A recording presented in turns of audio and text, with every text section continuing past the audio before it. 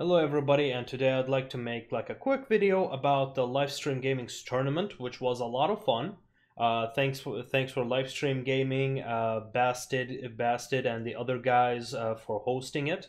It was a lot of fun, and today I'd like to commentate one of the battles for that as an extra thing, and talk about the general status of tournaments as well. The reason I'd like to specifically do this one because I feel like the commentators have missed a little nuances that were important in achieving victory in this very close battle. This is the battle against Legio XIII versus SUNTZU International. And here I was playing the Caesar with 1 infantry, 2 javelins.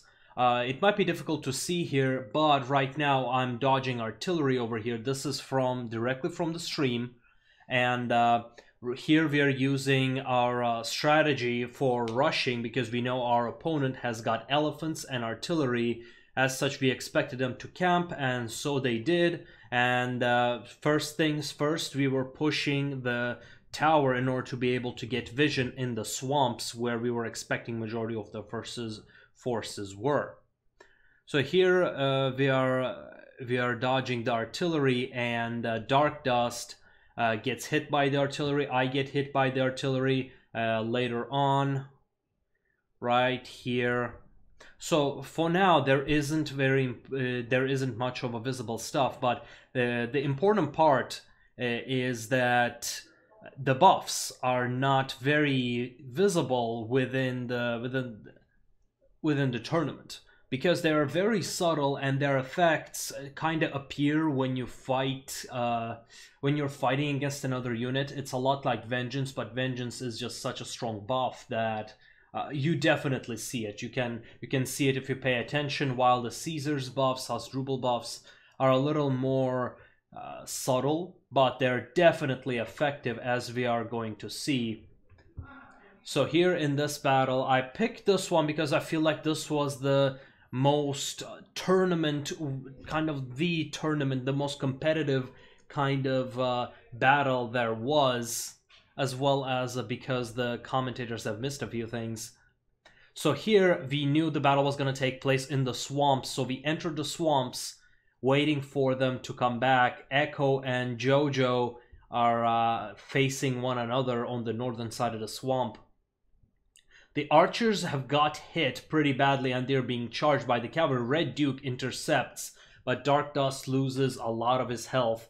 And on the southern side, we have got elephants and more spears chasing our units. As you can see, the javelins have been hit pretty hard as well by the artillery. And the artillery is kind of what made it staple in this one. There's a reason why we prefer to have it banned. It's just a badly designed unit. If you're interested about my opinions on artillery, I've got some of the older videos on artillery and they still hold true, I'm afraid. Maybe not to the same extent because they have been nerfed quite a bit, but due to their design, they're still very effective, especially in competitive play. So this is arguably the first tournament, the first serious tournament out there.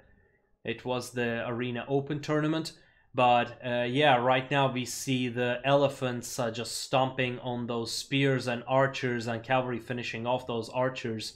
The situation was not looking good for the Legio XIII. At this moment, I was kiting those elephants at the same time engaging those spears to prevent those spears from hitting me. There you see me microing away from 2 elephants and 1 unit of spears towards our units, which is important because the skirmishers, especially javelins, have a unique ability because of their unlimited ammunition. They're able to do damage without receiving damage. So when it all boils down to war of attrition, the skirmishers are going to win. This is one important different thing from the previous Total War titles, where archers were important.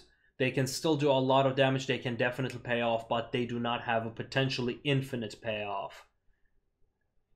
Now, is that a good change? I believe that's a good change considering the type of game we're playing. Oh, Red Duke just hit a very good charge on those Pardenom's cavalry. Pardenom is trying to chase those jabs, but he gets hit by the spears, and the red team spears manage to hit and connect, and that then rout one of the javelins. The artillery is not shooting much. It looks like artillery is mostly aiming towards the blobs. And here we are actually utilizing, the reason we are able to dodge this is not because of our just supreme micro, but because we have this player ability called Watch the Horizon, or Eyes on the Horizon. This is not exactly an in-game ability. It's just we keep our eyes on the horizon and watch those artillery shots. That way we're able to locate where the artillery is, and it gives us a lot more time to react, to dodge that artillery fire, minimizing the damage we're going to receive. Now you see those caltrops coming in, very effectively stopping those elephants dead in their tracks. This also helps, that method also helps against the light artillery as well. Not as much, because you cannot really dodge those ballistas. However, it's still quite good, because now you know from where it's coming from, you can take cover, you can react to it. And here we have got one unit of javelin left. Here we are coming closer, because we are, what we are doing is we're coming into the minimum range of that artillery. Now the Echo is fighting their last unit of spears. Now here is where the things come out. What the commentators did not mention here is that I was playing Caesar, which has Vici, or Vici, more popularly known. And what it allows you, it's an area of effect silence. Meaning nobody can put their pikes down. Also, after you get tier 8, it gives 20% slow to all units affected by it, allowing me to kite my opponents a lot easier. So as you can see, if you have been following the tournament, you will see that in the previous games as well, pikes could not drop their pikes, and this is why. So the camera is not focused over there, but you see us engaging those pikes, and they were not able to drop them because of that Vici, used to be known as Divide and Conquer. It just hard counters spears, and javelins were always the hard counter for pikes. As such, it allows us to just destroy these camping locations. It's also very effective against Germanicus and just about anyone, because, you know, if you're silenced, you can't use your abilities, while I am able to use mine. Sure, the Caesar's abilities are not inherently strong. However, when I can use mine and you can't use yours, you know, I have the advantage. So that's the philosophy of Caesar. And that way we have broken through and are killing off this artillery right here, just annihilating them. And as you saw, the game was not looking good for us. However, as long as our support was alive, Dark Dust went down, so we lost our skirmisher advantage. The plan was that the skirmishers would be able to deal with artillery, and plan B was that the cavalry was going to use Scorched Earth to deal with them, and that's what they did. It went to plan B, and here you see me kiting this last elephant. Just kiting him in and out. Normally, elephants are faster than Caesar javelins, even though by a little bit. However, when you activate Divide and Conquer, they are slowed by 20%. In these scenarios, you can either kite them into the woods. Now, here, the one important thing, the reason why he dropped Scorched Earth is in order to reduce the missile block chance of that elephant. Elephants have got around 30% missile block chance from the front, and Scorched Earth reduces that by 30%, increasing my damage to him, well, by 30. Because he cannot block any of my shots. And that's why we're doing that. So now you see him activating Forced March. He's able to keep up with me. But yeah, this battle is over. And now let's talk about the tournaments in general. In this tournament, the artillery was not banned, so it was mostly a camp fest. The final match really emphasized that one. It was just very one-sided, mainly because one side was just hard camping In this case, I'm not really blaming anyone outside of the developers for making a unit that's basically designed for camping, and camps are very difficult to break because of pikes, because you can just stand there and let the enemy come to you. You are in a defensive position, you have that advantage.